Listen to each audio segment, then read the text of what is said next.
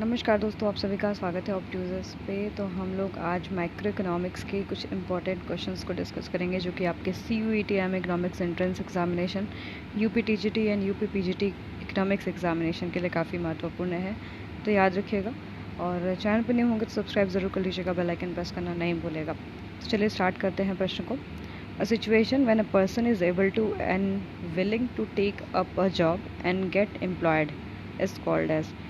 अगर एक परिस्थिति में जब कोई व्यक्ति चाहता है कि उसे नौकरी मिल जाए और नौकरी मिल जाती है तो उसको हम लोग क्या कहते हैं। ये तो बहुत ईजी क्वेश्चन है, तो यहाँ पर आपका एम्प्लॉयमेंट हो जाएगा, यानी ऑप्शन ए। नेक्स्ट हमारा है a situation when people are engaged in a job but they do not get this job according to their capabilities, efficiency and qualification. जब कोई व्यक्ति नौकरी पाता है और वो अपने जो है कैपेबिलिटी के हिसाब से, उसकी जो इफ़िशिएंसी और उसकी जो क्वालिफ़िकेशन है उसके हिसाब से नौकरी नहीं पाता है, तो उसको हम लोग क्या कहते हैं। तो आपका अंडर एम्प्लॉयमेंट कहते हैं, यानी ऑप्शन सी करेक्ट हो जाएगा। नेक्स्ट हमारा है when a situation when worker are willing to work under any condition and at any wage rate and they fail to get employment is called as. एक ऐसी परिस्थिति में जब कोई वर्कर कार्य करता है और उस परिस्थिति में किसी भी मतलब वेज रेट पे, मतलब कोई भी वेज रेट हो, but they fail to get employment, job पाने की स्थिति में नहीं होता है, तो उसको हम लोग क्या कहते हैं। यहाँ पर याद रखिएगा इनवॉलेंट्री अनएम्प्लॉयमेंट कहते हैं। यानी वर्कर जो है विलिंग टू वर्क, चाहता है काम करना किसी भी कंडीशन में, अंडर एनी कंडीशन, किसी भी कंडीशन में किसी भी वेज पे, but there fail to get employment, यानी वो जो है जॉब नहीं पा पाता है, तो उसको हम लोग क्या बोलते हैं, इनवॉलेंट्री अनएम्प्लॉयमेंट कहते हैं, यानी ऑप्शन बी करेक्ट हो जाएगा। Temporary unemployment which exist during a period of transfer of labour from one occupation to another occupation is called as. यानी एक तरीके का टेम्पोरेरी अनएम्प्लॉयमेंट जो एग्जिस्ट करता है एक पीरियड में, जिसमें कि ट्रांसफ़र ऑफ लेबर हम एक ऑक्यूपेशन से दूसरे ऑक्यूपेशन में जाते हुए देखते हैं, तो उसको हम लोग क्या बोलते हैं। तो यहाँ पर फिक्शनल अनएम्प्लॉयमेंट कहते हैं। ठीक है, फिक्शनल अनएम्प्लॉयमेंट के अंतर्गत क्या होता है आपका कि हमारा मतलब ये एक तरीके का टेम्परेरी अनएम्प्लॉयमेंट है। इस सिचुएशन में आपका इस पीरियड में ट्रांसफ़र ऑफ लेबर होता है एक ऑक्यूपेशन से दूसरे ऑक्यूपेशन में, जैसे उनका कोई और जॉब रहा और दूसरे जॉब उसने करना स्टार्ट कर दिया हो, तो उसको हम लोग बोलते हैं फिक्शनल अनएम्प्लॉयमेंट, यानी ऑप्शन डी करेक्ट हो जाएगा। When more workers are engage in a work then actually required to work, यानी ज़्यादा लोग इन्वॉल्व हो काम में, जितना की ज़रूरत हो उससे ज़्यादा लोग इन्वॉल्व हो, तो उसको हम लोग क्या कहते हैं। तो यहाँ पर जो पाँचवें का आंसर सही हो जाएगा आपका सी हो जाएगा। ठीक है, पाँचवें का आंसर क्या हो जाएगा आपका सी, यानी उसको हम लोग डिस्गाइज्ड अनएम्प्लॉयमेंट कहते हैं। आप सभी को पता है कि पिछली बार ये UPPGT में आया था कि डिस्गाइज अनएम्प्लॉयमेंट आपका क्या होता है। तो याद रखिएगा कि जब मोर देन आपके वर्कर्स एंगेज हो, ठीक है, किसी वर्क में, ठीक है, जितना कि उसकी उसमें सपोज़ कि कोई खेत है कि उस खेत पे 2 लोग की ज़रूरत है पर उस पर 10 लोग काम कर रहे हैं, तो उसको हम लोग डिस्गाइज्ड अनएम्प्लॉयमेंट कहते हैं। अब classical theory of income employment की बात कर लेते हैं। तो किसने जो है क्लासिकल थ्योरी ऑफ आपकी इनकम एंड एम्प्लॉयमेंट को डेवलप किया है।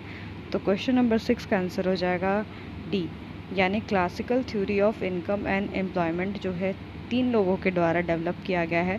पहला आपका ऑप्शन है मतलब करेक्ट है इसमें, JB से, JS मिल एंड डेविड रिकार्डो, इन तीनों के द्वारा जो classical theory of income and employment है वो डेवलप किया गया है।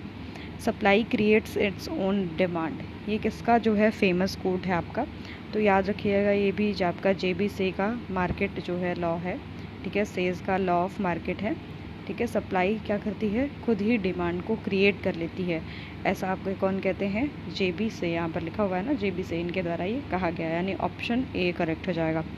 The book journal theory of employment interest and money किसके द्वारा लिखा गया है। तो यहाँ पर याद रखिएगा ये जो बुक है आपका जेम्किंस के द्वारा लिखा गया है, ऑप्शन बी करेक्ट हो जाएगा। Keynesian theory of employment is based on the concept of, किस थ्योरी पे आपका आधारित है कीनेशियन की थ्योरी। तो याद रखिएगा यहाँ पर aggregate demand and aggregate supply दोनों की बात की जाती है। ठीक है, आपके कीनेशियन के थ्योरी में। नेक्स्ट हमारा है question, the investment which is undertaken independently on the level of income is known as, उसको हम लोग क्या बोलते हैं, एक ऐसा इन्वेस्टमेंट जो कि आपका अंडरटेक किया जाता है independently of level of income, तो उसको हम लोग कौन सा आपका कहते हैं, तो याद रखिएगा ऑटोनॉमस इन्वेस्टमेंट। ऑटोनॉमस क्या होता है इन्वेस्टमेंट, ये जनरली आपके सरकार के द्वारा यानी गवर्नमेंट के द्वारा किया जाता है, ठीक है। गवर्नमेंट जो है बिना अपने इनकम को देखे हुए, यानी इसमें आपका कोई भी आय पे जो है निर्भरता नहीं रहती है, गवर्नमेंट की कितनी भी इनकम हो वो ये इन्वेस्टमेंट करती ही करती है, जैसे फॉर सोशल वेलफेयर, ठीक है, पब्लिक वेलफेयर के लिए ऐसा इन्वेस्टमेंट किया जा रहा है सरकार के द्वारा, जैसे रोड बनवाया जाता है, इलेक्ट्रिसिटी दिया जाता है ना, पार्क्स बनवाए जाते हैं, ये ऑटोनॉमस इन्वेस्टमेंट है। इससे कोई भी सरकार को जो है इनकम जनरेट नहीं होती है। तो जो ये इन्वेस्टमेंट है वो आपका इंडिपेंडेंट है, आपकी किस लेवल से, आपके लेवल ऑफ इनकम से, तो उसको हम लोग बोलते हैं आपके ऑटोनॉमस इन्वेस्टमेंट, जो कि किसके द्वारा किया जाता है, आपके सरकार के द्वारा किया जाता है। The component of aggregate demand, आपका एग्रीगेट डिमांड के कौन कौन से यहाँ पर कंपोनेंट है, तो आपका 11th का आंसर हो जाएगा डी। याद रखिएगा कि एग्रीगेट डिमांड के अंतर्गत आपका हाउस होल्ड कंजप्शन एक्सपेंडिचर और आपका government final consumption expenditure and private and public investment expenditure, ये सारी चीज़ें आपकी आ जाती है एग्रीगेट डिमांड के अंतर्गत, ठीक है, ओके। यानी इसको हम लोग कहते हैं C+I, ठीक है, इस तरीके से भी इसको लिखते हैं, ओके। हाउस होल्ड का आपका कंजप्शन एक्सपेंडिचर हो गया, ठीक है, यहाँ पर इन्वेस्टमेंट एक्सपेंडिचर एंड गवर्नमेंट का एक्सपेंडिचर भी लोग लिखते हैं इस तरीके से C+I+G, ठीक है। और आपका नेट एक्सपोर्ट भी कभी कभी इंक्लूड कर दिया जाता है, तो ये बस जनरली ये लिखेगा C+I+G जो होता है वो एग्रीगेट डिमांड को बताती है, C+I भी डिनोट करते हैं इसको, और जब हमारा गवर्नमेंट का एक्सपेंडिचर्स में इंक्लूड हो जाता है तो वो एग्रीगेट डिमांड हमारी बढ़ जाती है। तो यहाँ पर जो है सारा हो जाएगा, all of the above correct हो जाएगा।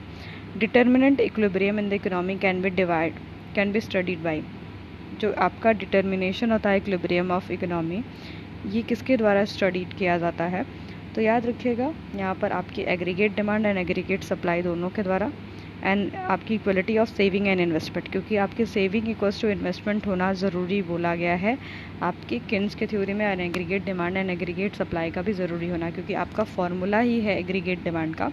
एग्रीगेट डिमांड का फॉर्मूला होता है C+I, जबकि आपके एग्रीगेट सप्लाई का फॉर्मूला क्या होता है, C+S। जब हमारी इन दोनों की इक्वलिटी हो जाती है, जैसे आपका aggregate demand equals to aggregate supply, तो आपका AD इक्वल्स टू AS हो जाएगा। तो एग्रीगेट डिमांड का फॉर्मूला यहाँ पर पुट कर लो, तो यहाँ जाएगा C+I equals to C+S, C cancel out हो जाएगा, तो यहाँ पर आ जाएगा आपका सेविंग इक्वल्स टू इन्वेस्टमेंट, तो यानी दोनों एक ही चीज़ है, ठीक है। डिटर्मिनेशन ऑफ इक्विलिब्रियम यहीं पर हो जाता है। तो ये हमारे 12 महत्वपूर्ण प्रश्न रहे। ऐसे ही आपको महत्वपूर्ण प्रश्नों की सीरीज़ हमारे यहाँ पर मिलती रहेगी। अगर आपको पसंद आ रहा हो वीडियो तो ज़रूर शेयर करिएगा, लाइक करिएगा, क्योंकि आपको लगातार यहाँ पर वीडियो मिलते रहेगा। और अगर आपको हमारे CUET इकोनॉमिक्स एंट्रेंस एग्जामिनेशन के कोर्स से जुड़ना है तो लिंक जो है डिस्क्रिप्शन में दिया गया है, आप उस पर जो है क्लिक करके ऐप डाउनलोड करके BHU स्टडी कैपिटल का हमारे कोर्स से जुड़ सकते हैं। साथ ही साथ जो है नंबर भी दिया गया है, उस पर कॉन्टैक्ट कर सकते हैं। तो जुड़े रहिएगा, सब्सक्राइब कर लीजिएगा, शेयर ज़रूर करिएगा। धन्यवाद।